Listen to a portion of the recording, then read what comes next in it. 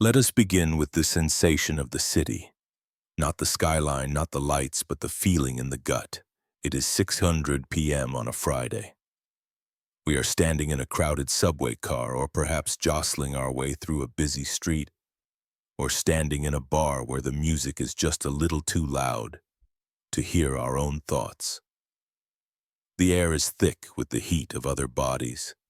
We are surrounded by the scent of strangers, their perfume, their coffee, their exhaust. We are literally touching humanity. Elbow to elbow, shoulder to shoulder. And yet in the center of our chest there is a hollow, aching silence. It feels like we are underwater. We can see the world moving around us, vibrant, chaotic, alive, but we cannot touch it. We are separated from it by an invisible glass wall. We are drowning in a sea of people, yet we are dying of thirst for a single drop of real connection. This is the great paradox of the modern American life. We have never been more crowded, we have never been more connected, and we have never been more alone. We look around at the faces on the train. Everyone is looking down. Everyone is plugged in. The white wires of headphones dangle like IV drips, feeding us a steady stream of distraction to numb the discomfort of proximity. We avoid eye contact as if it were a contagion. We have mastered the art of being physically present but spiritually absent. We are ghosts haunting our own cities, and the terrifying suspicion that gnaws at us is this: if we were to suddenly vanish, if we were to simply dissolve into thin air right now, the crowd would simply close the gap where we stood and keep moving without missing a beat. We live in a culture that has prioritized independence above all else. From the time we are children, we are taught the gospel of the self-made individual. Pull yourself up by your bootstraps. Don't depend on anyone. Figure it out yourself. We move out of our parents' homes as soon as we can. We move across the country for jobs, leaving our village behind. We trade community for opportunity. We trade the messy, intrusive warmth of a tribe for the cool, sterile safety of privacy. And we got what we paid for. We have our privacy. We have our autonomy. We have our own apartments with our own locks. We have our own Netflix accounts. We have Amazon Prime delivering everything we need to our doorstep, so we never have to ask a neighbor for a cup of sugar. We have engineered the need for others out of our lives. We have automated the village. And in doing so, we have engineered the connection out of our lives. We are safe in our castles, but we are starving in our towers. Let's look at the architecture of our loneliness. Sociologists talk about the loss of third places. The first place is home. The second place is work. The third place is the community space. The bowling league, the church, the local pub, the park bench where you play chess with strangers. In America, these places are vanishing, or they are being converted into places of transaction. We used to have front porches. A porch is a transitional space. It is an invitation. It says, "I am home, come talk to me." Now we have back patios surrounded by high fences. The patio says, "This is my private sanctuary, keep out." We go to coffee shops, but we don't talk to each other. We open our laptops, put on our noise-canceling headphones, and erect a force field of do not disturb. We are alone together. We are consuming the vibe of community without participating in the communion. And then there is the performance. This is why we feel alone at parties. This is why we feel alone at networking events. When we walk into a room, we do not bring our true selves. We bring our representatives. We bring the avatar. We put on the mask of the successful professional, or the cool party guest, or the unbothered observer. We engage in the great American ritual of small talk. How are you? Good, you. Good, busy. Yeah, crazy busy. We exchange these scripts like robots exchanging data packets.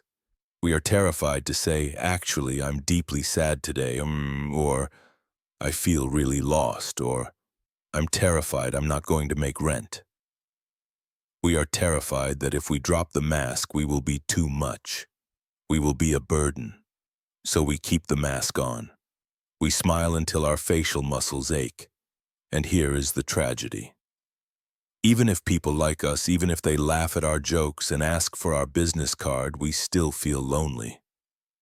Why? Because they like the mask. They like the performance. They don't know us. You cannot be loved if you are not seen, and you cannot be seen if you are hiding.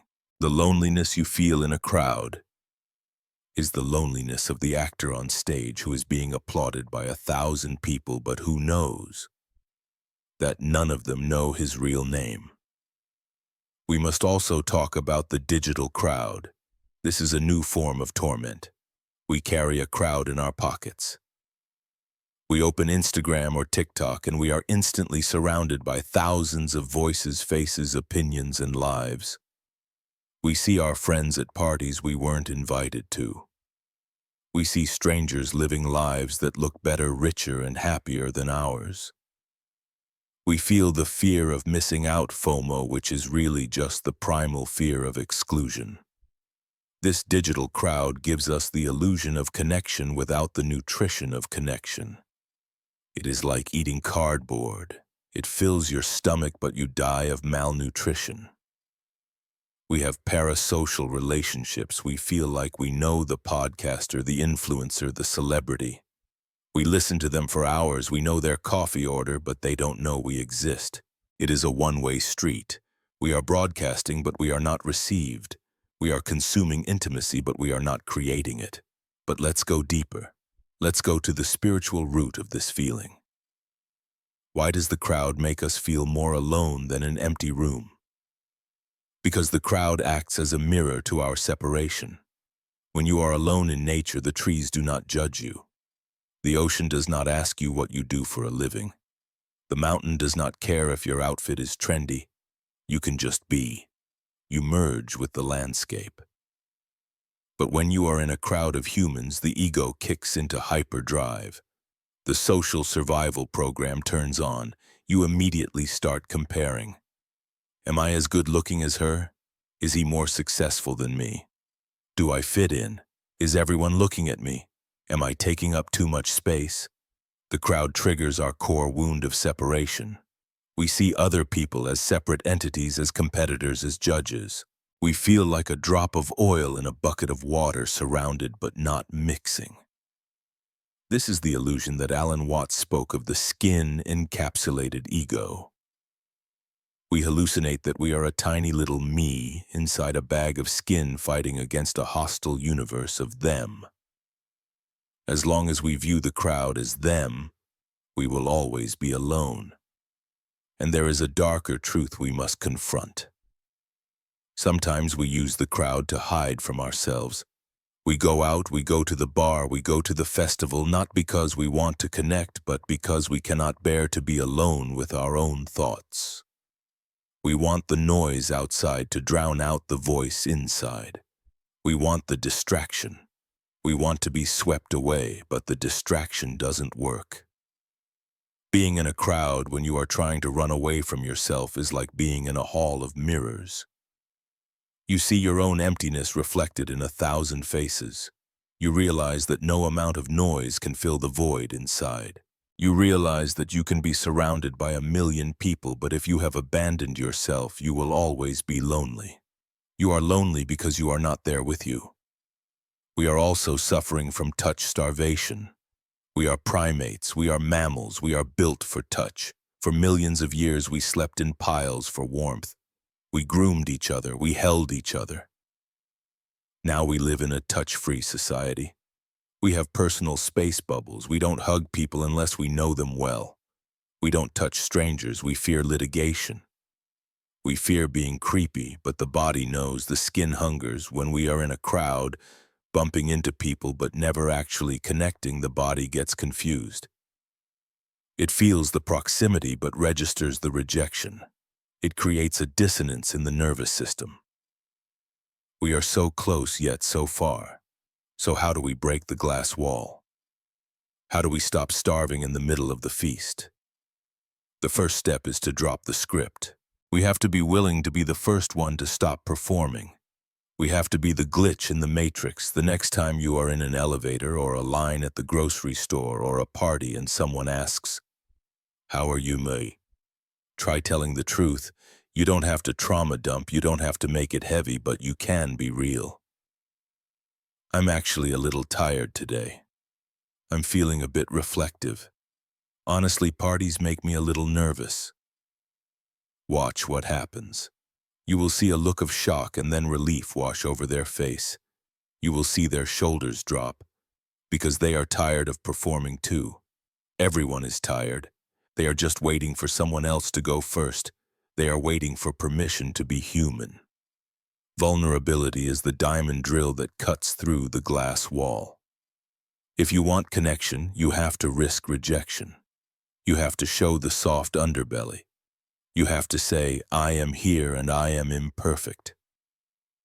We must also shift our focus from getting to giving. When we walk into a room feeling lonely, we are in a state of taking. We are a vacuum. We are scanning the room asking, who will talk to me? Who will validate me? Who will make me feel safe? Who will find me interesting? We are energy vampires looking for a host, and people can feel that needy energy. It repels them. It creates a subtle field of desperation. Try this instead. Walk into a room and ask, who here needs to be seen? Who here looks lonely? Who looks uncomfortable? Who can I offer a warm smile to? Become the host, not the guest. Even if it's not your party, become the one who creates safety for others. When you extend your energy out to connect with someone else, you bridge the gap. You cannot be lonely when you are in the act of loving. The moment you take an interest in another human being, the glass wall shatters. We need to relearn the art of eye contact. In the city, we are trained to look away. We look at our phones, we look at the sidewalk, we look at the advertisements, we look through people. We treat people like obstacles on our way to the destination. Try looking at them. Not a creepy stare, but a moment of recognition. A micro moment of acknowledging a soul. I see you. You are real. You are fighting a hard battle just like me. It's the concept of Sonder. The realization that every random passerby is living a life as vivid and complex as your own. They have heartbreaks you know nothing about. They have dreams they are afraid to speak. They are the main character of their own epic movie. When you acknowledge the humanity in the stranger on the bus, the stranger becomes a neighbor. The crowd stops being a terrifying mass of them and becomes a collection of us. And deeper still, we must cure the spiritual sickness of separation. We must realize that the crowd is not separate from us. Imagine the ocean. Each wave looks different.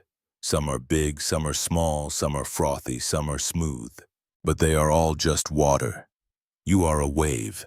The person next to you is a wave. The annoying person talking loudly on their phone is a wave. You are made of the same stuff. You are breathing the same air. You are animated by the same life force. When you stand in a crowd, close your eyes for a second. Feel the collective heartbeat. Feel the collective warmth. Realize that you are a cell in a larger body. You belong here. You have always belonged here. You don't need to fit in because you are already woven into the fabric of existence. You cannot fall out of the universe. We also need to make peace with solitude. We often feel lonely in a crowd because we are not comfortable being alone with ourselves. We need the crowd to reflect our worth back to us. But if you are comfortable in your own skin, if you are your own best friend, if you have cultivated a rich inner garden, you can walk through a crowd and feel perfectly content. You don't need the crowd to validate you. You are there to observe, to experience, to enjoy the show. You become the witness, you become the flaneur, the observer of the city, the one who strolls and watches with delight without needing to possess or be possessed. When you stop needing the crowd to fill your void, you can finally enjoy the crowd. You can enjoy the energy of the city without being drained by it. You can be alone together. This is a call to return to the village, even if we live in the city. But the village is not a place, it is a mindset. It is the mindset of stopping to talk to the cashier and asking how their shift is going. It is the mindset of putting the phone away in the elevator and sharing a smile about the slow ride. It is the mindset of assuming that everyone you meet is a friend you haven't spoken to yet. It is the mindset of assuming good intentions. We are starving for each other. We are all walking around with open wounds, hiding them under expensive clothes, hiding them under irony, hiding them under busyness. We are all signaling for help in a frequency that no one can hear. Be the one who hears. Be the one who breaks the silence. Be the one who taps on the glass. The next time you feel alone in a crowd, do not shrink. Do not check your phone to look busy. Look up. Find a pair of eyes. Smile. And realize that they are just as scared, just as hopeful, and just as human as you are. The wall is only glass. It looks solid, but it is fragile. You can shatter it with a single moment of truth. You are not alone. You never were. You are just a part of the whole that has forgotten its connection. Remember, connect. We are right here with you. We